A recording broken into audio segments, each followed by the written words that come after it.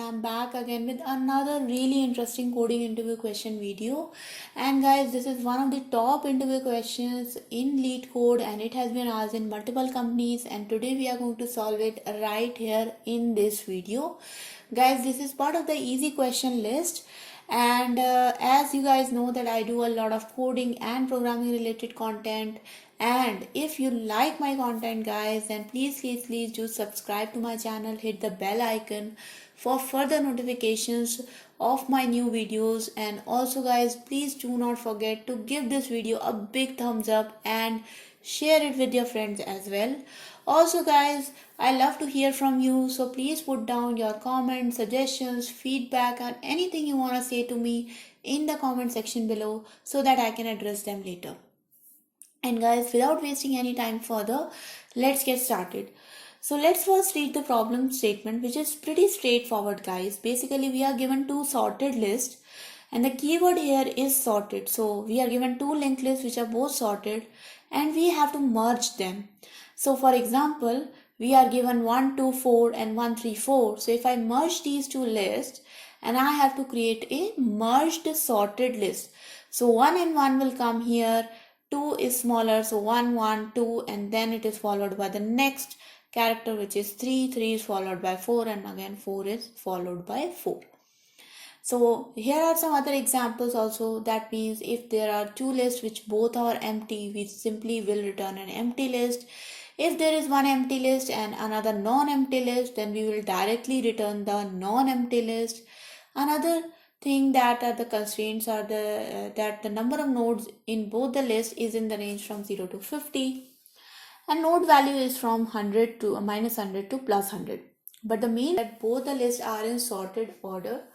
So what we have to do guys is we have to run loop in such a way so that we solve this question in the minimum time complexity. But I want to explain the solution or the dry run solution to you first of all using a presentation guys, so that the solution becomes more clear to you. So guys, as you can see, let me just clear this table value here. Okay, so let's clear this table first and then we will dry run the solution which we have in our mind. So basically guys, for merge sort, the solution is like this. What we do is we start traversing both the lists and we continue traversing both the lists until the end of one of the list is reached. So for example, in this case, we will be traversing from 1 to 10, from 1, 3, 5, 6, 8 and 10 in the first list, and we will also be traversing 2, 4, 7, 9 in the second list.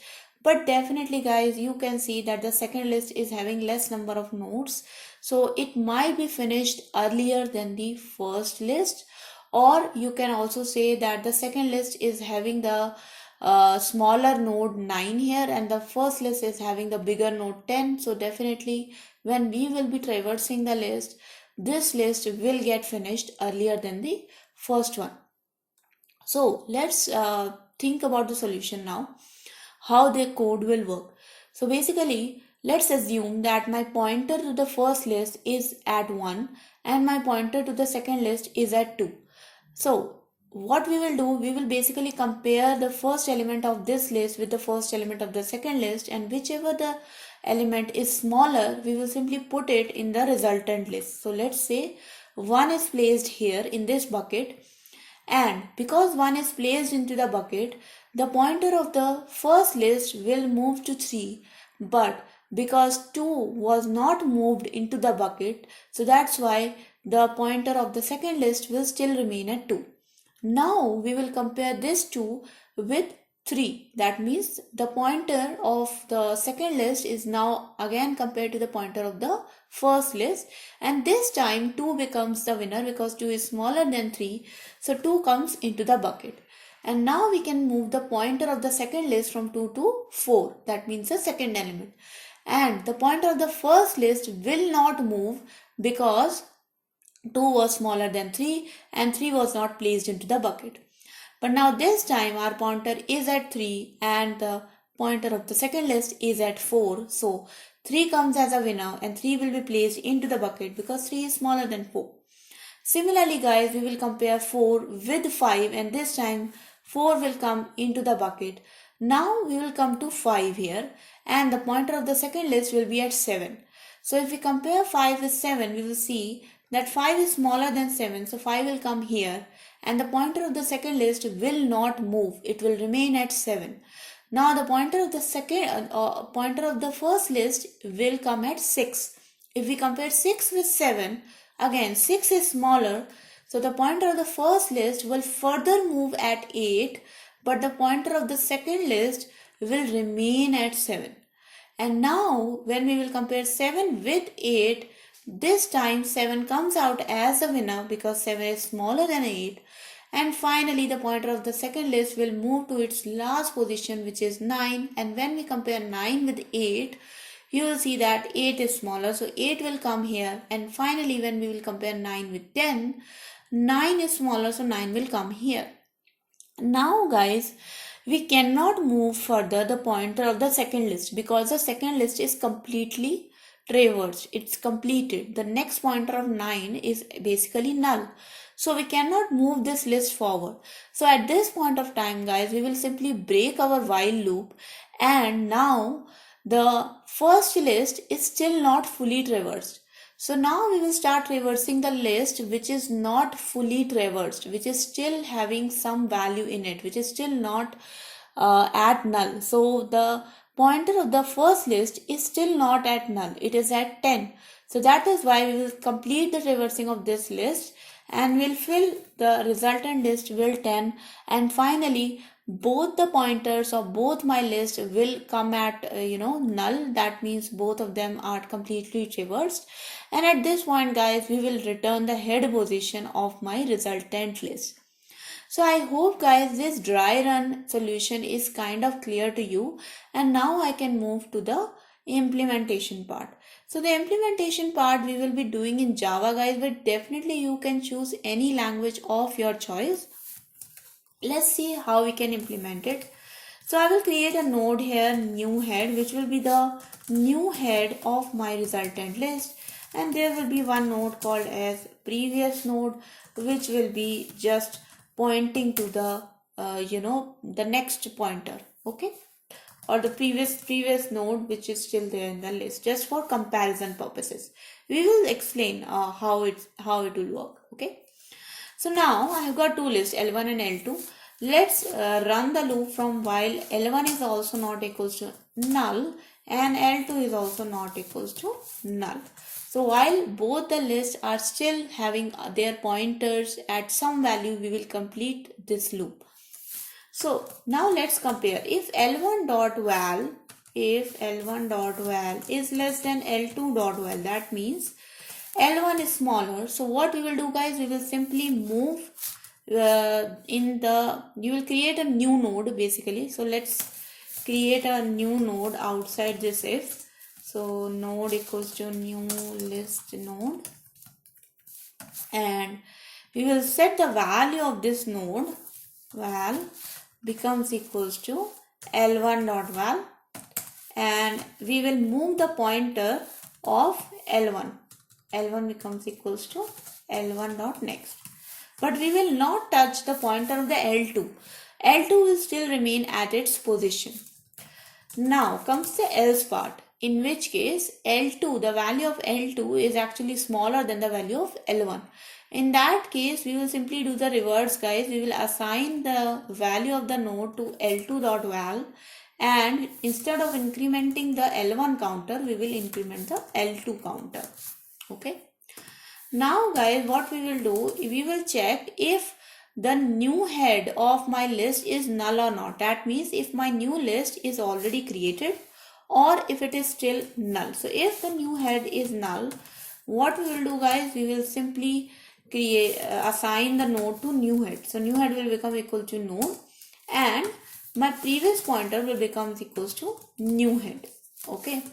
But in case my list is already created, so what I will do, I will simply take this previous counter, have its next, create its next node to node, and set the previous equals to node.